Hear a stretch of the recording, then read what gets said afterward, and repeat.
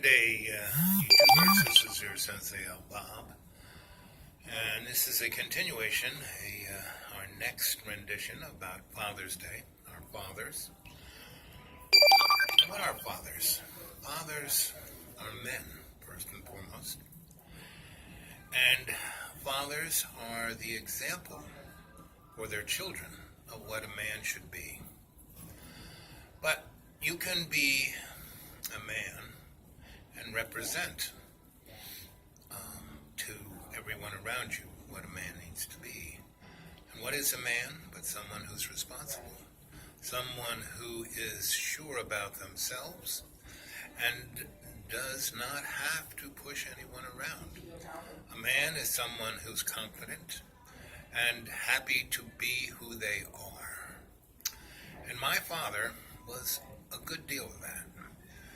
He was born in the early part of the 20th century, right next to the 19th century, where Italians were worse in America, worse off, treated worse, looked at worse, downgraded, denigrated worse than if you were today a Muslim Mexican. And my father had to grow up with that. And when he was a young man, he was given all of the negative reinforcement you could get. But he wasn't a dark Italian. He was a very handsome guy. He looked like a movie star, and he was a great athlete and a good student. And as he went through grammar school into high school, he was a football star, a football hero, a football god, and all the girls in his town of Freeport, Long Island, which was a very interesting town in that it was a fisherman town first. It was one of the only other cities other than Glen Cove, and it was the majority of the people who lived there were rich actors on vaudeville stage, Broadway stage, and the film. And everyone else who lived there basically were the servants and store owners and folk who that. So it was as close as you get to a middle class town in 1910 as you could get. And as he grew up through the early O's and the 20s, like I said, he was in his town a hero, and all his fellow high school students viewed him as a hero. All the girls loved him. All the rich guys, made him his friend because he could get girls, right? And so the other guys who had cars and money, he would ride around with them and go party and have a great time, and he, was living the high life. So genetically, emotionally, I got that from my dad. The sense of confidence, the sense of I don't have any anxiety.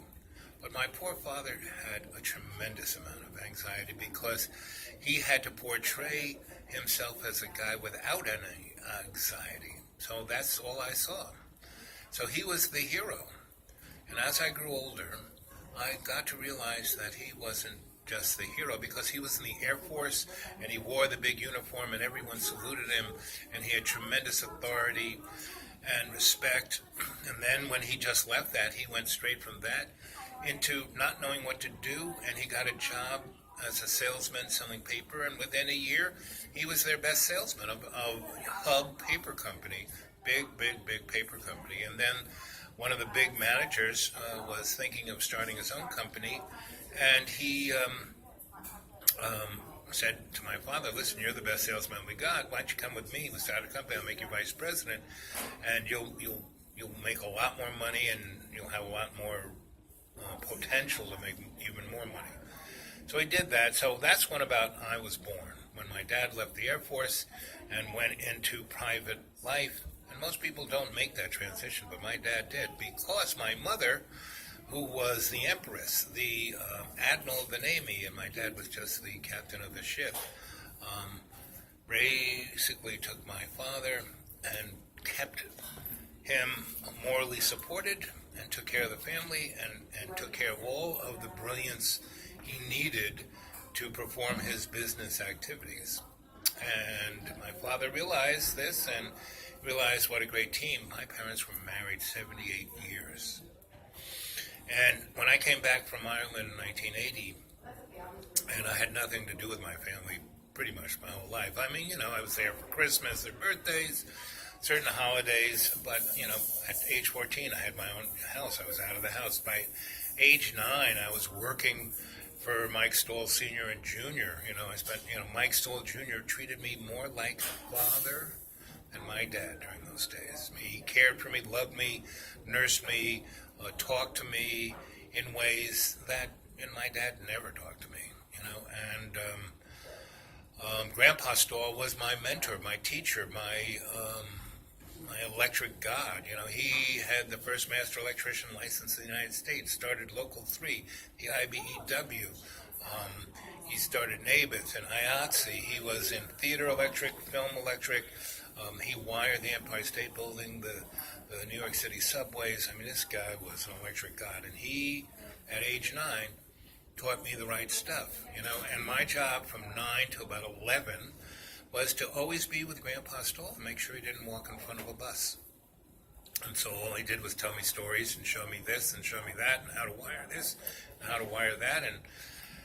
And that's how I became, as a electric inspector in Kuala Lumpur once called me a EMF mystery, electromagnetic flux mystery, because I was wiring everything, and he just he called me a mystery. Kuala Lumpur, whenever you did something truly amazing, they called you a mystery. Anyway, so my father was a person who could lift my spirits or dash them to the rocks. When they brought me home from the hospital, I was, died when I was a baby and stayed in the hospital a good deal until they brought me home. And this was right at that transition period, so, they were no longer living in the big house, no longer had, he was in the military when he was a high-ranking officer. He lived in a big house, had servants, had a chauffeur, everyone saluted. When he retired from that and went to, business, he started at the lowest rung, and so he lived in a tiny little house with all these kids, and my mom and dad, they, 6 kids in 2 bedrooms, it's like, and so where did they put me when they brought me home from the hospital? They put me on the porch, the sunroom, and, in a moldy, dusty, dresser drawer. But I remember my father bringing me home from the hospital. I remember him holding me. And I remember how safe and secure I felt. And so that was patterned in me early on, where my mom really had nothing to do with me. She never fed me. I was given a bottle, a plastic bottle was thrown in my mouth with this stuff called formula.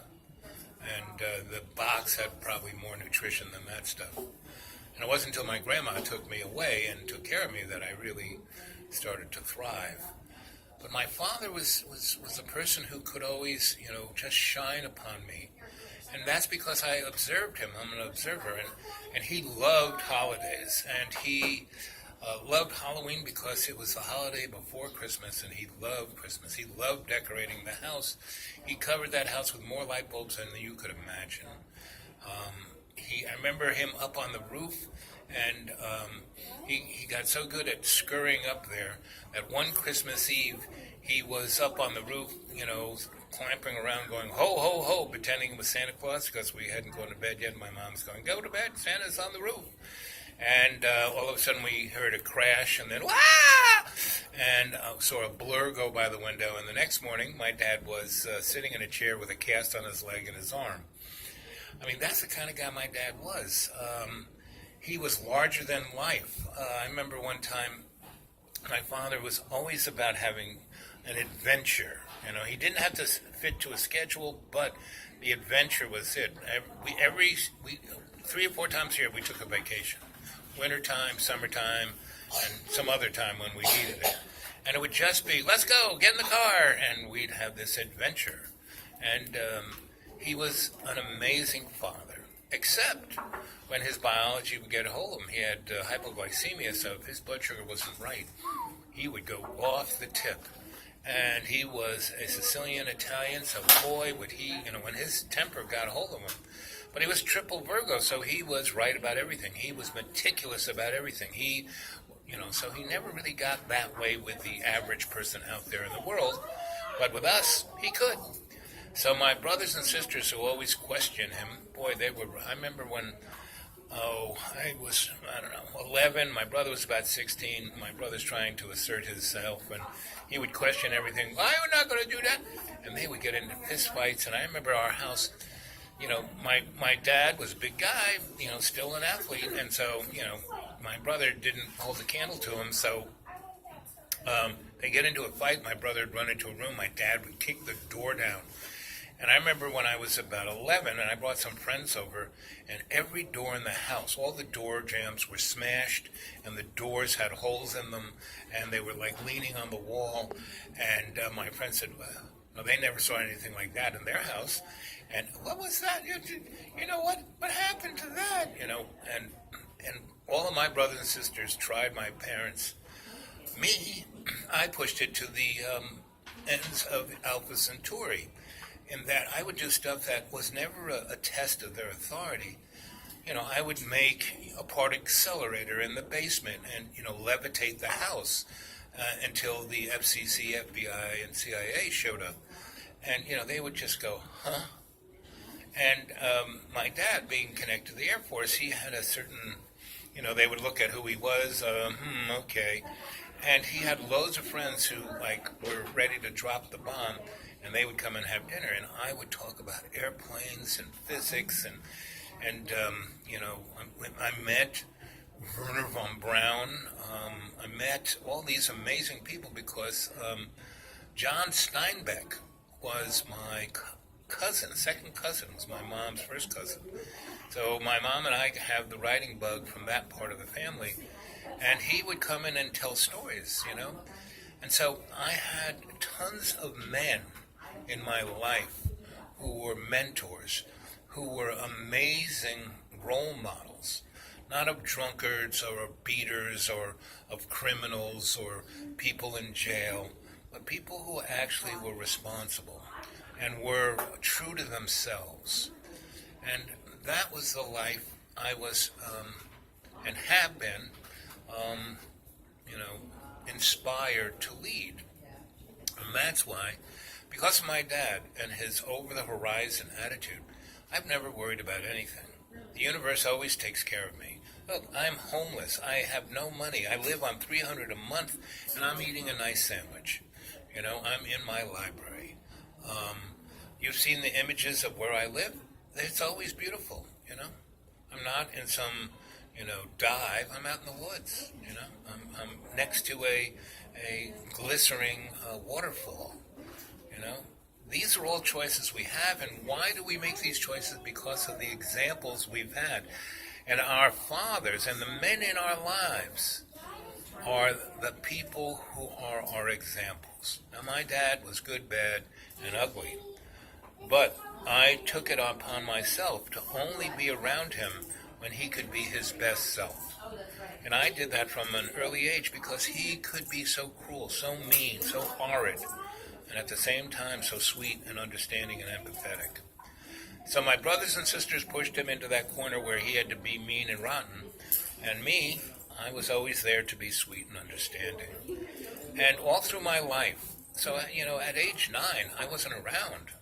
And my dad used to say things to me, like when I was 6, I remember, vividly, coming down to breakfast, and my dad, he would shine all our shoes, because he was in the military, he'd shine all our shoes every morning, and he'd make us oatmeal. And I'm a pretty early riser, at least was then. And I would come down and keep him company. I remember one morning I came down, and he kind of looked at me and said, "Who are you? What are you doing here? I don't know you. You don't belong here." Just think what that does to a 6-year-old child's sense of themselves. Well, me, I had this already scientist's motif, and instead of going, oh, Daddy doesn't love me, and I said, what's wrong with Dad? Why did he say that?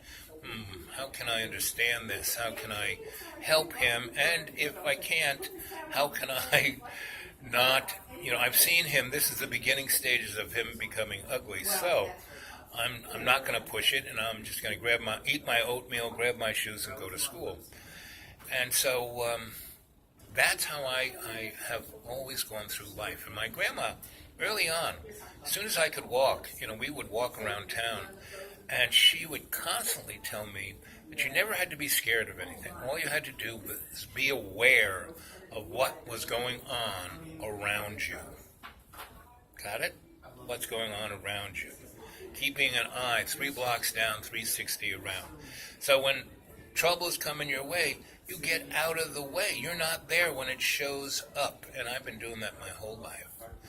So that's cut 2 of this story about men and fathers and responsibility. And I have no children biologically that I know of, but I do have 125 godchildren. I have a lot of friends who appreciated who I was enough to make me their firstborn or secondborn's godfather. And I've been responsible all these years to all those children. I used to, when they were young, I always took them out like my grandma did, to the movies, to the ice cream shop, always brought them, like my Uncle Carl would bring me a toy or something, not expensive, but just something special. Either he found or he got at the dollar store. These are the things we do to make our children whole. And these are the things that our society is not doing. The substitution of that kind of love with a smartphone isn't going to work. Anyway, I love you guys. Give me some good feedback on this one.